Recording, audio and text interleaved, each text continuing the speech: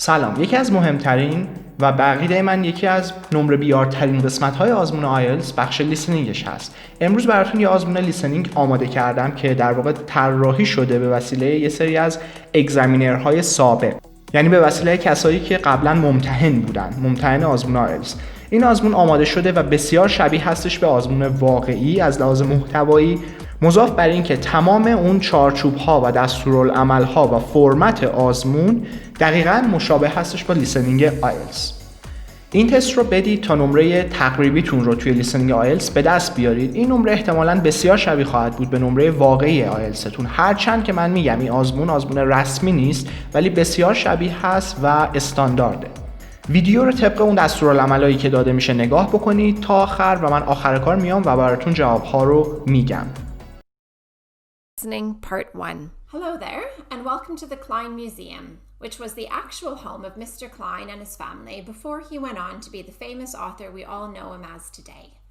Before we get started, there are some questions I'd like to ask you for our records. Would that be okay with you, sir? Yes, I'd be more than happy to help out. That's great, thank you. First of all, what's your name? My full name is John Horton. John Could you spell your surname for me, please? Of course, it's Horton, Horton. It's actually quite a popular name where I come from. And where exactly was it that you come from? I just flew in from London yesterday specifically to come visit here. That's so exciting. Well, it's great to have such a dedicated fan turn up at the museum. The next thing I need to ask you is for your phone number, as our director has plans to take some special exhibits on tour next year.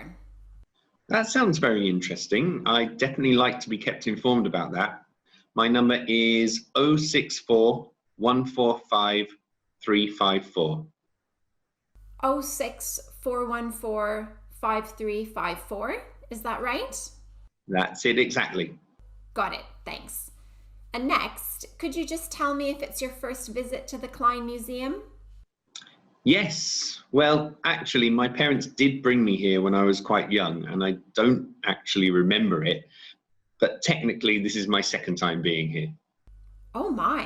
So your whole family are Klein fans then? Yes, definitely. It was my parents who got me started on him. And what's your favorite Klein book? I love all of his popular ones like Heyday and The Knocking. But my absolute favorite has got to be The Final Push, which wasn't as popular as the others, but really left me with a lasting impression. I know exactly what you mean. It really is surprising that it isn't better known. And while you're visiting, will you require the services of our in-house photographer? No, that won't be necessary. Are you aware that personal cameras are not allowed into the museum? Oh, really? I wasn't actually. Well, in that case, I suppose I better. How much does it cost? One photo is $5, but you can get 5 for just $10. Which option would suit you best? I'll go with one photo, as I really only need it as a reminder of my visit here. This is a bit embarrassing, actually. What's that? I need to put today's date on the form, but I actually can't remember what date it is today. That's nothing to worry about. Well, I flew in yesterday, which was the 15th of February. So that makes today the 16th of February. Okay, so thank you for your patience. And now let's get started with the tour. As you can see, the main entrance is furnished with these standard double doors from the era and lead us directly to the guest room, which is the largest room in the house. This is, in fact, the very same room where he signed his very first publishing deal back in 1894. At the opposite end of the room, we have the fireplace in the center, where he and his family would gather during the cold winters to keep warm. On the right of the fireplace is the entrance to the utility room, but unfortunately, we don't have any of the objects that were stored there by the Klein family, as the house has changed hands on several occasions before it was finally turned into a museum in his honor. Then, on the left of the door that leads into the kitchen, you can see this hatch that was used as the serving window, as was customary, so as not to have the staff interacting with the guests. If you follow me through to the kitchen here, you can see the stove is placed directly against the wall at the back of the fireplace, And this is because when the fire is lit, the heat can be used in the oven of the stove. And on the left, the sink is located directly under the window, so that this area was well illuminated for preparing food and washing the crockery. At the back of the kitchen is the doorway to the bedroom. In those days, beds weren't as popular as they are now, so people slept on thin wooden mats laid on the ground, like the ones you see here, and the whole family would sleep here together, except for on the coldest nights, when they would move to the guest room to benefit from whatever heat was left coming from the evening fire.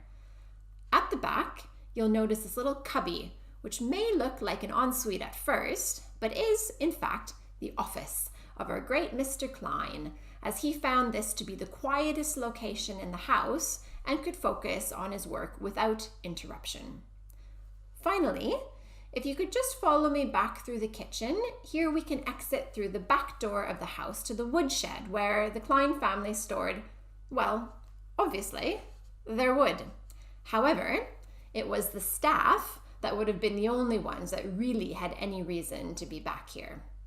And that pretty much concludes our tour. Does anyone have any questions they'd like to ask? IELTS Listening Part 2. The first thing is that clean energy has been increasing. This is electricity from clean energy sources over the last 20 years. But when you look at the percentage of global electricity from clean energy sources, it's actually been in decline from 36% to 31%. And if you care about climate change, you got to go in the opposite direction to 100% of our electricity from clean energy sources as quickly as possible. Now, you might wonder, come on, how much could 5 percentage points of global electricity be? Well, it turns out to be quite a bit. It's the equivalent of 60 nuclear plants the size of Diablo Canyon, California's last nuclear plant, or 900 solar farms the size of Topaz, which is one of the biggest solar farms in the world and certainly our biggest in California. Well, a big part of this is just simply that fossil fuels are increasing faster than clean energy. And that's understandable. There's just a lot of poor countries that are still using wood and charcoal as their main source of energy, and they need modern fuels. But there's something else going on, which is that one of those clean energy sources in particular has actually been on the decline in absolute terms, not just relatively, and that's nuclear. You can see its generation has declined 7% over the last 10 years. Now, solar and wind have been making huge strides, and so you hear a lot of talk about how it doesn't really matter because solar and wind is going to make up the difference. But the data says something different. When you combine all the electricity from solar and wind, you see it actually barely makes up half of the decline from nuclear. Well, let's take a closer look in the United States. Over the last couple of years, really 2013, 2014, we prematurely retired 4 nuclear power plants. They were almost entirely replaced with fossil fuels. And so the consequence was that we wiped out almost as much clean energy electricity that we get from solar. And it's not unique to us. I mean, people think of California as a clean energy and climate leader, but when we looked at the data, what we found is that, in fact, California reduced emissions more slowly than the national average between 2000 and 2015. What about Germany? They're doing a lot of clean energy. But when you look at the data, German emissions have actually been going up since 2009, and there's really not anybody who's going to tell you that they're going to meet their climate commitments in 2020. The reason isn't hard to understand. Solar and wind provide power about 10 to 20% of the time, which means that when the sun's not shining, the wind's not blowing, you still need power for your hospitals, your homes, your cities, your factories. And while batteries have made some really cool improvements lately, the truth is that they're just never going to be as efficient as the electrical grid. Every time you put electricity into a battery and you take it out, you lose about 20 to 40% of the power. That's why when in California we try to deal with all the solar we've brought online, we now get about 10% of our electricity from solar. When the sun goes down and people come home from work and turn on their air conditioners and their TV sets and every other appliance in the house, we need a lot of natural gas backup. So what we've been doing is stuffing a lot of natural gas into the side of a mountain. And that worked pretty well for a while, but then late last year it sprung a leak. This is Aliso Canyon, and so much methane gas was released It was the equivalent of putting 500,000 cars on the road. It basically blew through all of our climate commitments for the year. Well, what about India? Sometimes you have to go places to really get the right data. So we traveled to India a few months ago. We met with all the top officials, solar, nuclear, the rest. And what they told us is they said, we're actually having more serious problems than both Germany and California. We don't have backup. We started it. We say we want to get to 100 gigawatts by 2022, but last year we did just 5, and the year before that we did 5. So let's just take a closer look at nuclear. The United Nations Intergovernmental Panel on Climate Change has looked at the carbon content of all these different fuels, and nuclear comes out really low. It's actually lower even than solar. And nuclear obviously provides a lot of power. 24 hours a day, 7 days a week. During a year, a single plant can provide power 92% of the time. And what's interesting is that when you look at countries that have deployed different kinds of clean energies, there's only a few that have done so at a pace consistent with dealing with the climate crisis. So nuclear seems like a pretty good option, but there's this big problem with it, which all of you, I'm sure, are aware of, which is that people really don't like it. There was a study, a survey done of people around the world, not just in the United States or Europe, about a year and a half ago, and what they found is that nuclear is actually one of the least popular forms of energy.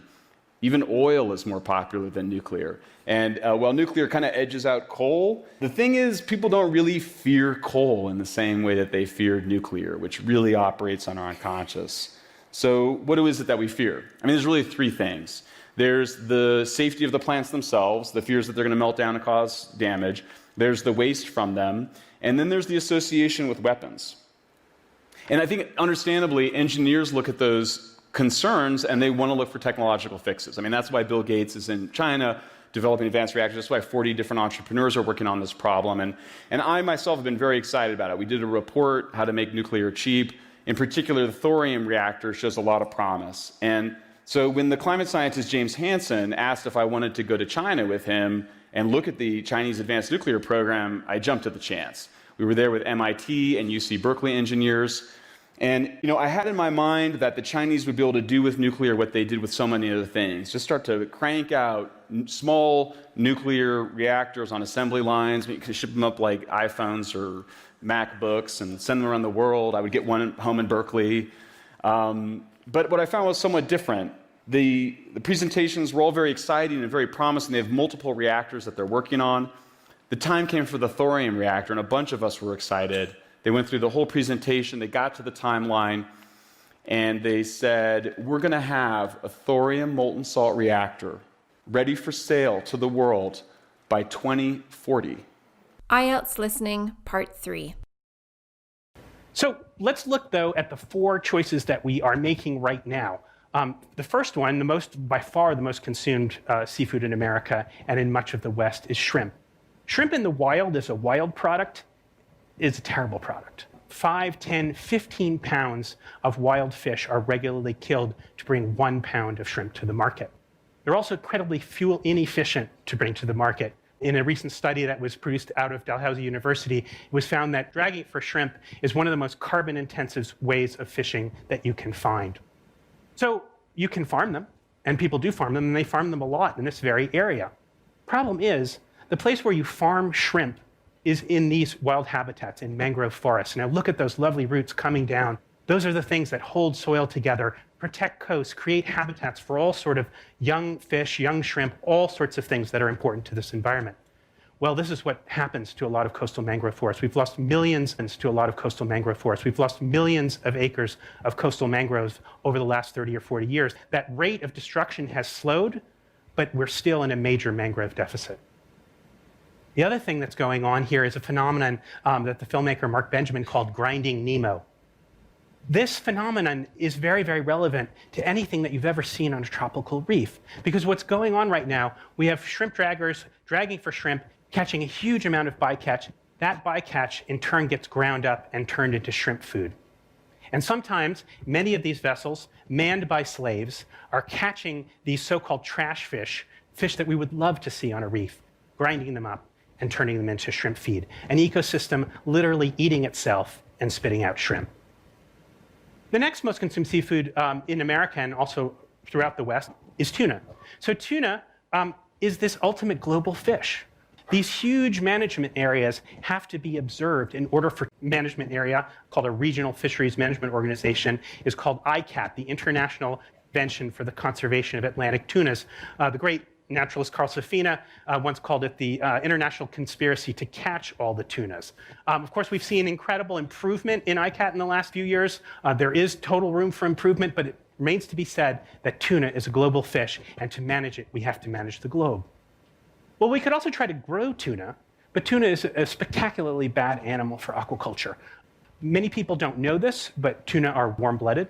They can heat their bodies 20 degrees above ambient temperature. They can swim at over 40 miles an hour. So pretty much eliminates all the advantages of farming a fish, right? A farmed fish is cold-blooded. It doesn't move too much. That's a great thing for growing protein. But if you've got this crazy wild creature that swims at 40 miles an hour and heats its blood, not a great candidate for aquaculture.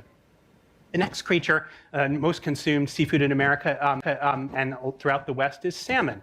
Now, salmon got its plundering too, but it didn't really necessarily happen through fishing. This is my home state of Connecticut. Connecticut used to be home to a lot of wild salmon. But if you look at this map of Connecticut, every dot on that map is a dam. There are over 3,000 dams in the state of Connecticut. I often say this is why people in Connecticut are so uptight.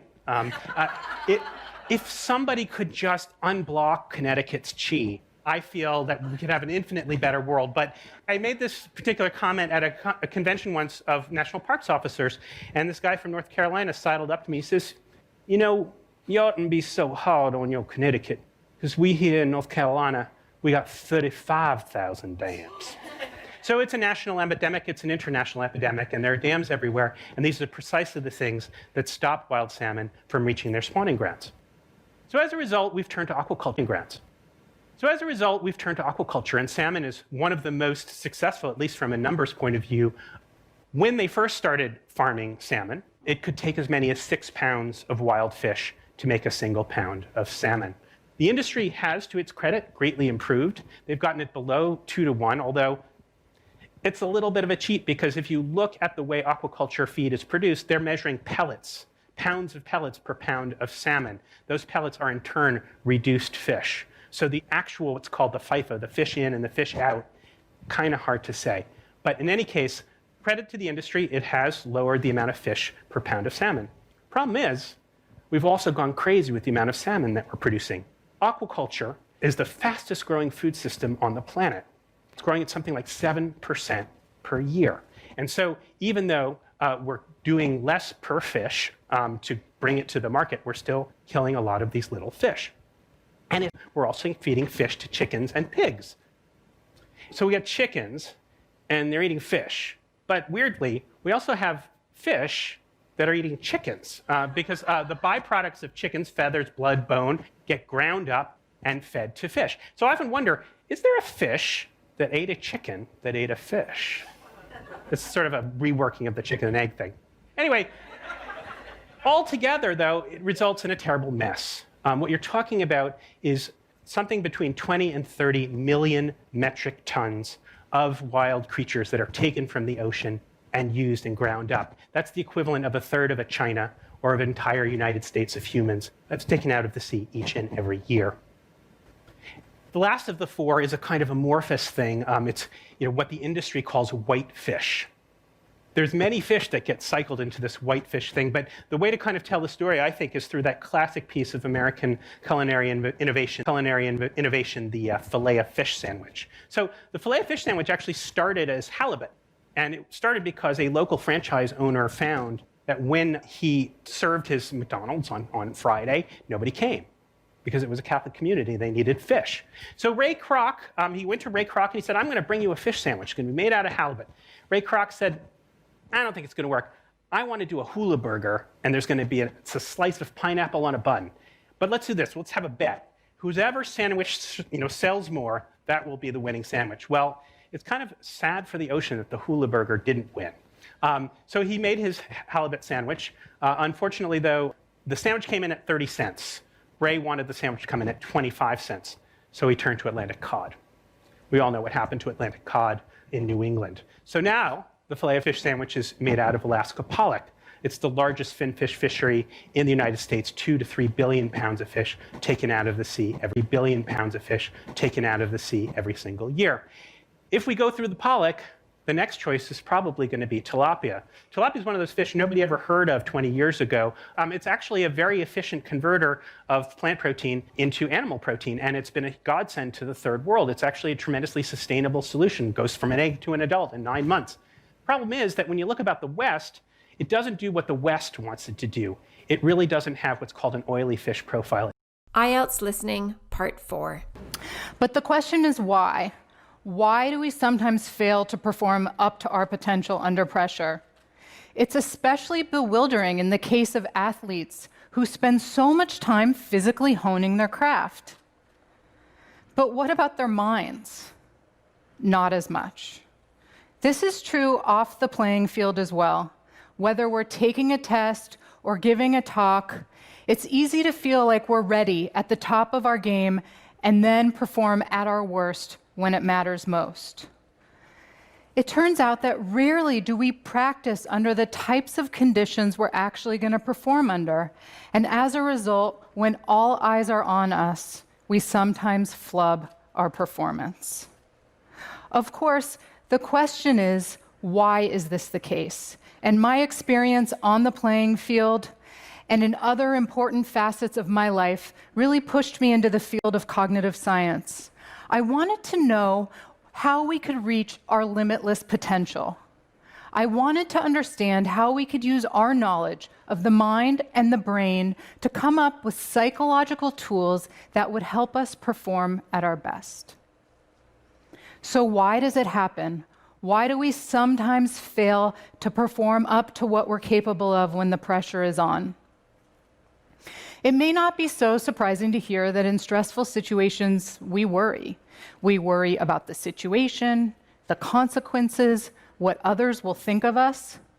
But what is surprising is that we often get in our own way, precisely because our worries prompt us to concentrate too much. That's right, we pay too much attention to what we're doing.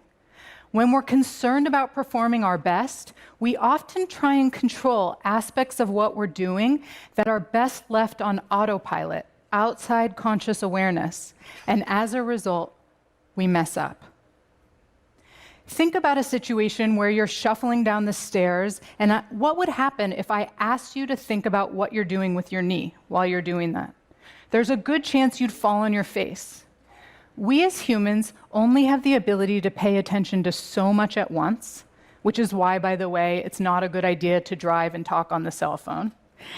And under pressure, when we're concerned about performing at our best, we can try and control aspects of what we're doing that should be left outside conscious control. The end result is that we mess up. My research team and I have studied this phenomenon of overattention, and we call it paralysis by analysis. In one study, we asked college soccer players to dribble a soccer ball and to pay attention to an aspect of their performance that they would not otherwise attend to. We asked them to pay attention to what side of the foot was contacting the ball. We showed that performance was slower and more error-prone when we drew their attention to the step-by-step details of what they were doing. When the pressure is on, we're often concerned with performing at our best, and as a result, we try and control what we're doing to force the best performance. The end result is that we actually screw up. In basketball, the term unconscious is used to describe a shooter who can't miss. And San Antonio Spurs star Tim Duncan has said, when you have to stop and think, that's when you mess up. In dance, the great choreographer George Balanchine used to urge his dancers, don't think, just do. When the pressure's on, when we want to put our best foot forward, somewhat ironically, we often try and control what we're doing in a way that leads to worse performance. So what do? Knowing that we have this overactive attention, how do we ensure that we perform at our best? A lot of it comes down to the prefrontal cortex, that front part of our brain that sits over our eyes and usually helps us focus in positive ways. It often gets hooked on the wrong things. So how do we unhook it? Something as simple as singing a song, or paying attention to one's pinky toe, as pro golfer Jack Nicklaus was rumored to do, can help us take our mind off those pesky details.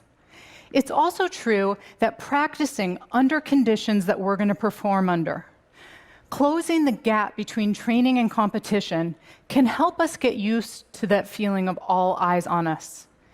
This is true off the playing field as well. Whether it's getting ready for an exam or preparing for a big talk, one that might have a little pressure associated with it, getting used to the types of situations you're going to perform under really matters. When you're taking a test, close the book. Practice retrieving the answer from memory under timed situations. And when you're giving a talk, practice in front of others. And if you can't find anyone who will listen, practice in front of a video camera or even a mirror. The ability to get used to what it will feel like can make the difference in whether we choke or thrive. We've also figured out some ways to get rid of those pesky worries and self-doubts that tend to creep up in the stressful situations. Researchers have shown that simply jotting down your thoughts and worries before a stressful event can help to download them from mind, make them less likely to pop up in the moment. It's kind of like when you wake up in the middle of the night and you're really worried about what you have to do the next day, you're trying to think about everything you have to accomplish, and you write it down, and then you can go back to sleep. Journaling or getting those thoughts down on paper makes it less likely they'll pop up and distract you in the moment. The end result is that you can perform your best when it matters most. That is the end of the test. Okay, let's go to the answers. 1. John Horton. 2. London. 3. 0641455354. 4. The final push. 5. 16th of February, February 16 or 16 February. 6. B. 7 D. 8 E. 9 C. 10 H. 11 B. 12 E. 13 A. 14 D. 15 C. 16 India. 17 is nuclear. 18 coal. 19 with weapons. 20 China. 21 shrimp. 22 market or the market. 23 mangrove. 24 global. 25 40 miles. 26 over 3,000. 27 spawning grounds or the spawning grounds. 28 pig or the pig or pigs or the pigs. 29 30 cents. 30 9 months. 31 playing ground. 32 too much.